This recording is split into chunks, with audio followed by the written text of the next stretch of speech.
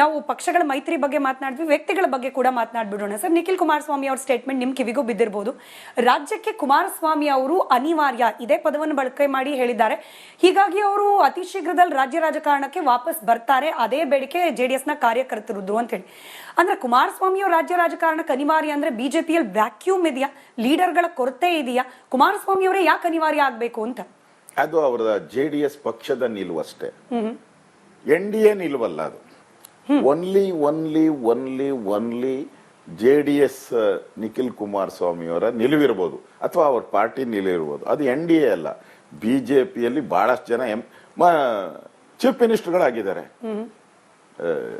JDS ಅಲ್ಲಿ ದೇವೇಗೌಡರು ಮುಖ್ಯಮಂತ್ರಿ ಆಗಿರ್ಬೋದು ಅಥವಾ ಕುಮಾರಸ್ವಾಮಿಯವರು ಆಗಿರ್ಬೋದು. ನಮ್ಮಲ್ಲಿ ಬಸವರಾಜ ಬೊಮ್ಮಾಯಿ ಆಗಿದ್ದಾರೆ, ಯಡಿಯೂರಪ್ಪನವರಾಗಿದ್ದಾರೆ, ಸದಾನಂದ ಗೌಡರಾಗಿದ್ದಾರೆ, ನಾನು ಉಪಮುಖ್ಯಮಂತ್ರಿ ಆಗಿದ್ದೀನಿ, ಅಶ್ವಥ್ ನಾರಾಯಣ ಅವರು ಉಪಮುಖ್ಯಮಂತ್ರಿಗಳಾಗಿದ್ದಾರೆ. ನಮ್ಮಲ್ಲಿ ದೊಡ್ಡ ಸರತಿ ಸಾಲ ಇದೆ. ನಮ್ಮಲ್ಲೇನು ನಾವು we R A party workers. ನಾನಂತೂ ಬೇರೆ ಪಾರ್ಟಿಯಿಂದ ಬಂದವನಲ್ಲ, ಬಿಜೆಪಿಯಲ್ಲೇ ಹುಟ್ಟಿದವನು, ಬಿಜೆಪಿಯಲ್ಲೇ ಬೆಳೆದವನು, ಬಿಜೆಪಿಯಲ್ಲೇ ನಾನು ಇವತ್ತು ವಿರೋಧ ಪಕ್ಷದ ನಾಯಕನಾಗಿದ್ದೀನಿ, ಹಿಂದೆ ಉಪಮುಖ್ಯಮಂತ್ರಿ ಆಗಿದ್ದೀನಿ, 5-6 ಖಾತೆಗಳನ್ನ ನೋಡಿದ್ದೀನಿ. ನಾನು ಮನ್ಸು ಮಾಡಿದ್ರೆ ಯಾವತ್ತೋ ಮುಖ್ಯಮಂತ್ರಿ ಆಗ್ಬೋದಾಯ್ತು. ಆದರೆ ನನ್ನ ಪಾರ್ಟಿ ನನ್ನ ಚೂಸ್ ಮಾಡೋವರೆಗೂ ನಾನು ಆಗುವಂತ ಮತ್ತು ದಾರಿ ತಪ್ಪುವಂತ ಮಗ ಅಲ್ಲ ನಾನು. ದಾರಿಯಲ್ಲಿರುವಂತ ಮಗ. ಅದರಿಂದ ನಮ್ಮ ಪಾರ್ಟಿಯಲ್ಲಿ ಬಹಳಷ್ಟು ಜನ ಮುಖ್ಯಮಂತ್ರಿಗಳಾಗುವಂತ ಅಭ್ಯರ್ಥಿಗಳು ಇದ್ದಾರೆ, ಮತ್ತೆ ಆಗ್ತಾರೆ, ಮುಂದೆನೂ ಆಗುತ್ತಾರೆ. ನೀವು ಪಾರ್ಟಿ ಆಯ್ಕೆ ಮಾಡಿದ್ರೆ ಮುಖ್ಯಮಂತ್ರಿ ಆಗ್ತೀನಿ, ಅಲ್ಲಿವರೆಗೂ ಕ್ಲೈಮ್ ಮಾಡಲ್ಲ ಅಂತ ಹೇಳ್ತಿದ್ದೀರಿ. ಬಟ್ ಕ್ಲೈಮ್ ಮಾಡೋರು ಸಾಕಷ್ಟು ಜನ ನಿಮ್ ಕಣ್ಮುಂದೆನೇ ಇದ್ದಾರೆ ಸರ್. ವಿಜಯೇಂದ್ರ ಅವರು ಫಾರ್ ಎಕ್ಸಾಂಪಲ್, ಅವ್ರ ಅಧ್ಯಕ್ಷರಾಗೋ ಸಂದರ್ಭದಲ್ಲಿ ವಿರೋಧ ಇದ್ರೂ ಕೂಡ ಪಾರ್ಟಿಯ ಹೈಕಮಾಂಡ್ ಅವರ ತಂದೆ ಹಾಗೆ ಅವರ ಅನುಭವ ಇದೆಲ್ಲವನ್ನ ಗಮನದಲ್ಲಿ ಇಟ್ಕೊಂಡು ಅವರಿಗೆ ರಾಜ್ಯಾಧ್ಯಕ್ಷ ಹುದ್ದೆಯನ್ನ ಕೊಟ್ರು. ಬಟ್ ಈಗ ಮುಖ್ಯಮಂತ್ರಿ ಫೇಸ್ ಆಗಿಯೂ ಕೂಡ ವಿಜಯೇಂದ್ರ ಅವರನ್ನೇ ಪಾರ್ಟಿ ಚೂಸ್ ಮಾಡಿದ್ರೆ ಅಶೋಕ್ ಅವರ ದುಡಿಮೆಗೆ ಹಾಗಾದ್ರೆ ಫಲ ಬೇಡವಾ? ಅವ್ರ ಶ್ರಮಕ್ಕೆ ಹಾಗಾದ್ರೆ ಕೂಲಿ ಬೇಡವಾ? ನೋಡಿ, ಕೂಲಿ ಕೊಡುವಂಥದ್ದು ಪಾರ್ಟಿ.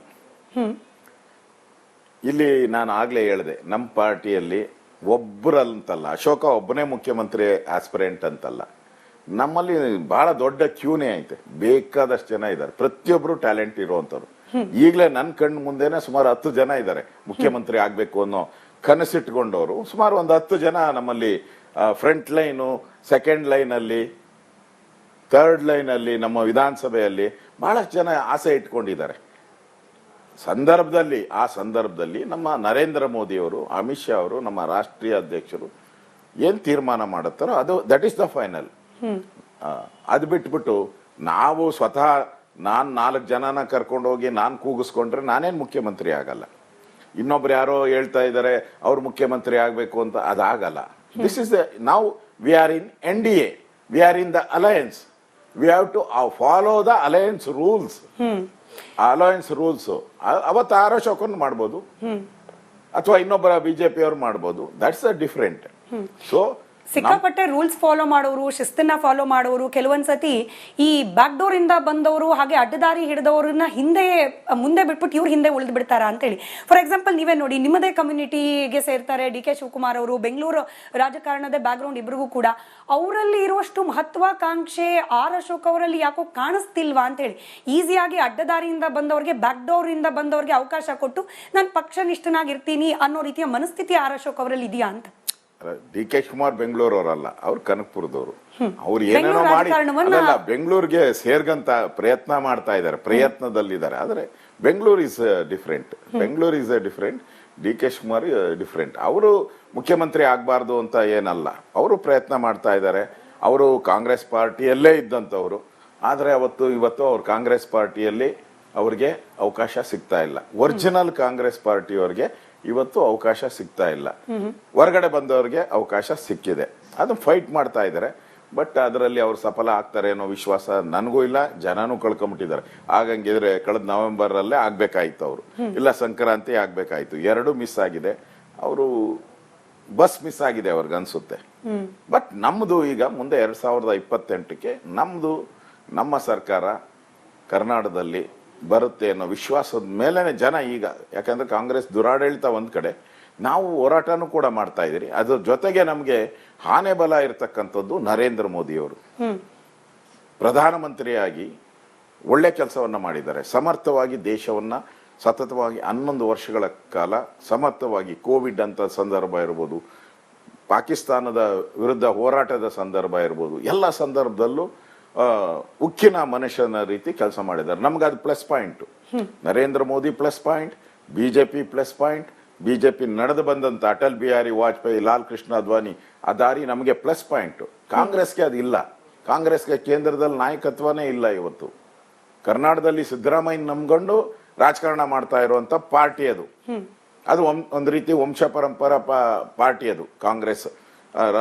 ಇಂದಿರಾ ಗಾಂಧಿ, ರಾಹುಲ್ ಗಾಂಧಿ, ಸೋನಿಯಾ ಗಾಂಧಿ, ಈ ತರದ ಪಾರ್ಟಿ. ನಮ್ದು ಡಿಫರೆಂಟ್ ಇದೆ. ಜನ ನಮ್ಮನ್ನ ಇಷ್ಟಪಡ್ತಾರೆ, ಬಿಜೆಪಿಯನ್ನ ಇಷ್ಟಪಡ್ತಾರೆ. ಆದ್ರಿಂದ ನಮ್ಮ ದಾರಿ ಸುಲಲಿತವಾಗಿ ಈ ಬಾರಿ 2028ಕ್ಕೆ ಸುಲಲಿತವಾಗಿ ಅಧಿಕಾರವನ್ನ ಚುಕ್ಕಾಣಿಯನ್ನ ಹಿಡಿಯುತ್ತೆ. ಬಿಜೆಪಿ ನೇತೃತ್ವದ ಒಂದು ಸರ್ಕಾರ ಕರ್ನಾಟಕದಲ್ಲಿ ಬರುತ್ತೆ. ನೀವು ಮುಖ್ಯಮಂತ್ರಿ ಸಿದ್ದರಾಮಯ್ಯನವರೇ ಫೇಸ್ ಅಂತ ಹೇಳ್ತಾ ಇದ್ರಿ, ಅದು ಒಳ್ಳೇದಲ್ವಾ ಸರ್? ಅಂದ್ರೆ ಲೋಕಲ್ ಲೀಡರ್ಶಿಪ್ ಇದ್ದಷ್ಟು ಲೋಕಲಿ ಕನೆಕ್ಷನ್ ಚೆನ್ನಾಗತ್ತೆ. ನೀವು ಪ್ರತಿ ಬಾರಿ ಕೂಡ ಮೋದಿ ಮೋದಿ ಅಂತಿರೋದು ನಿಮ್ಮ ಆಪೋಸಿಷನ್ ಅಲ್ಲಿ ಇರ್ತಕ್ಕಂಥ ಪಕ್ಷಗಳಿಗೆ. ಕಾಂಗ್ರೆಸ್ನವರೇ ನೇರವಾಗಿ ಹೇಳ್ತಾರೆ, ಇವ್ರಿಗೆ ಮೋದಿ ಬಿಟ್ರೆ ಬೇರೆ ಅಸ್ತ್ರನೇ ಇಲ್ಲ, ಲೋಕಲ್ ಲೀಡರ್ಶಿಪ್ಪೇ ಇಲ್ಲ, ಲೋಕಲ್ ಫೇಸೇ ಇಲ್ಲ. ಹೀಗಾಗಿ ಒಂದು ಗ್ರಾಮ ಪಂಚಾಯತಿ ಚುನಾವಣೆ ಅಂದ್ರೂ ಕೂಡ ಬಿಜೆಪಿ ಅವರು ಮೋದಿ ಜಪ ಮಾಡ್ತಾರೆ, ಯಾಕಂದ್ರೆ ನಿಮ್ಮ ಲೋಕಲ್ ಫೇಸಸ್ ಇಲ್ಲ. ಇದೇ ಆರೋಪ ಇರೋದು. ಅದನ್ನ ಕಾಂಗ್ರೆಸ್ ಅವರು ಆ ರೀತಿ ಆರೋಪ ಮಾಡಕ್ ಮುಂಚೆ ಇವ್ರ ಹಿಂದೆ ಇಂದಿರಾ ಗಾಂಧಿ ಇದ್ದಾಗ ಏನ್ ಮಾಡ್ತಾ ಇದ್ರು ಇವರು? ಹಿಂದೆ ಇಂದಿರಾ ಗಾಂಧಿ ಅವರು ಇದ್ದಾಗ ಬರೀ ಇಂದಿರಾ ಗಾಂಧಿ ಹೆಸರೇ ಹೇಳ್ತಾ ಇದ್ರು. ಹಿಂದೆ ನೆಹರು ಇದ್ದಾಗ ಬರೀ ನೆಹರು ಹೆಸರೇ ಹೇಳ್ತಾ ಇದ್ರು. ಮನಮೋಹನ್ ಸಿಂಗ್ ಇದ್ದಾಗ ಎಂದಾದ್ರು ಹೇಳಿದ್ದಾರೆ ಇವರು? ನರಸಿಂಹರಾವ್ ಪ್ರಧಾನಮಂತ್ರಿ ಆಗಿದ್ದಾಗ ಎಂದಾನೆ ಗುಡ್ ಲೀಡರ್ಶಿಪ್, ಅದರ ಉಪಯೋಗವನ್ನ ನಾವು ಪಡಿತಾ ಇದ್ದೀರಿ. ಇದ್ರಲ್ಲಿ ತಪ್ಪೇನ್ ಪ್ರಶ್ನೆ? ತಪ್ಪು ಪ್ರಶ್ನೆನೇ ಬರಲ್ಲ. ಒಬ್ಬ ಲೀಡರ್ ಅಂತ ದೊಡ್ಡ ಮಟ್ಟಕ್ಕೆ ಬೆಳೆದಾಗ we are using the name.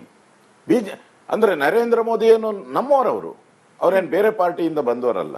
ಆದ್ರೆ ಇಲ್ಲಿ ಕಾಂಗ್ರೆಸ್ ಅವ್ರಿಗೆ, ಕಾಂಗ್ರೆಸ್ ಅಲ್ಲಿ ಯಾರು ಒರಿಜಿನಲ್ ಕಾಂಗ್ರೆಸ್ ಇದ್ರು ಅವ್ರಿಗೆ ಯಾರಿಗೂ ಅಧಿಕಾರನೇ ಸಿಗ್ತಾ ಇಲ್ಲ. ಪರಮೇಶ್ವರ್ 2 ಬಾರಿ ಅಧ್ಯಕ್ಷರಾಗಿದ್ರು, ಅವ್ರಿಗೆ ಸಿಗ್ತಾ ಇಲ್ಲ. ಡಿ ಕೆ ಶಿವಕುಮಾರ್ 2 ಬಾರಿ ಅಧ್ಯಕ್ಷರಾಗಿದ್ದಾರೆ, ಅವ್ರು ಇನ್ನೂ ವೇಟಿಂಗ್ ಲಿಸ್ಟ್ ಅಲ್ಲಿದ್ದಾರೆ. ನಾಳೆ ಅವರು waiting list flight ticket cancel ಆಗುವಂತ ಚಾನ್ಸಸ್ ಜಾಸ್ತಿ ನೋಡ್ತಾ ಇದ್ದಾರೆ. ಸೊ ಮೋದಿಯನ್ನ ಹೆಸರನ್ನ ಯೂಸ್ ಮಾಡೋಕೆ have a full right, no question at all. ಹಂಗನ್ಬಿಟ್ಟು ಲೋಕಲ್ ಲೀಡರ್ಶಿಪ್ ಇಲ್ವಾ? ಪ್ಲೆಂಟಿ ಆಫ್ ಲೋಕಲ್ ಲೀಡರ್ಶಿಪ್ ಇದೆ ನಮ್ಮಲ್ಲಿ. ಲೋಕಲ್ ಲೀಡರ್ಶಿಪ್ ಇದೆ. ಬಹಳಷ್ಟು ಜನ, ಸುಮಾರು ಒಂದು 20-30 ಜನ ಮಂತ್ರಿಗಳಾಗಿ ಕೆಲಸ ಮಾಡಿದ್ದಾರೆ. ಇದಕ್ಕಿಂತ ಇನ್ನೆಚ್ಚು ಲೀಡರ್ಶಿಪ್ ಏನ್ ಬೇಕಾಗಿದೆ ನಮ್ಗೆ? ಬಟ್ ಸಿದ್ದರಾಮಯ್ಯನವರು ನೀವೇ ಹೇಳ್ದಾಗೆ, ನಿಮ್ಮ ಮಾತಿನಲ್ಲೇ ಹೇಳ್ದಾಗೆ, ಸಿದ್ದರಾಮಯ್ಯನವ್ರ ಫೇಸ್ ಏನೇ ಈಗ ರಾಷ್ಟ್ರ ಮಟ್ಟದಲ್ಲೂ ಕೂಡ ಅವ್ರಿಗೆ ಅನಿವಾರ್ಯ ಆಗ್ಬಿಟ್ಟಿದೆ. ಅವ್ರನ್ನ ಚೇಂಜ್ ಮಾಡ್ಲಿಕ್ಕೆ ಕಷ್ಟ ಅನ್ನೋ ರೀತಿಯಲ್ಲಿ ಒಂದು ಅನಿವಾರ್ಯತೆಯ ಪ್ಲಾಟ್ಫಾರ್ಮ್ ಅನ್ನ ಸೃಷ್ಟಿ ಮಾಡ್ಬಿಟ್ಟಿದ್ದಾರೆ ಸಿದ್ದರಾಮಯ್ಯನವರು. ಬಿಜೆಪಿಗೆ ತಿರುಗಿ ನೋಡಿದಾಗ ಹೀಗೆ ಬಿಜೆಪಿಗೆ ಇಂಥ ವ್ಯಕ್ತಿ ಅನಿವಾರ್ಯ ಅಂತ ಹೇಳಿ ಲೋಕಲಿ ಯಾರಿದ್ದಾರೆ ನೋಡಿ? ಈಗ Siddaramaiah is out going CM. ಅವರೇ ಹೇಳಿದ್ದಾರೆ, ನಾನು ಮುಂದೆ ಮುಖ್ಯಮಂತ್ರಿ ಸ್ಪರ್ಧಿ ಅಲ್ಲ ಅಂದ್ಮೇಲೆ ಮುಗಿದೋಯ್ತಲ್ಲ, ಬ್ಲಾಂಕ್ ಆಯ್ತಲ್ಲ Congress. It's become zero now. So naturally ಬಿಜೆಪಿಯ